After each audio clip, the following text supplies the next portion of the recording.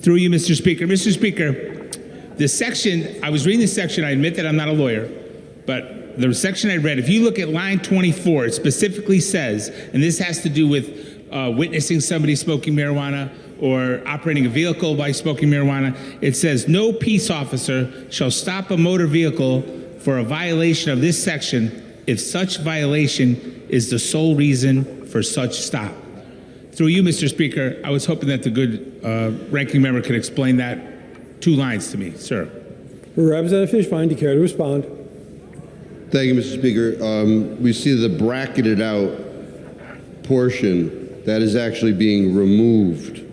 So that's taking out the existing law and removing that provision. Through you, Mr. Speaker. Representative Rutigliano. So am I to understand that currently, based on these 2 sentences that I've read, if we don't bracket out, which is basically this amendment, a peace officer is not allowed to stop anyone who's smoking marijuana or suspicion of smoking marijuana while operating a motor vehicle, if that is the only reason for that stop. Through you, Mr. Speaker. Representative Fishbein.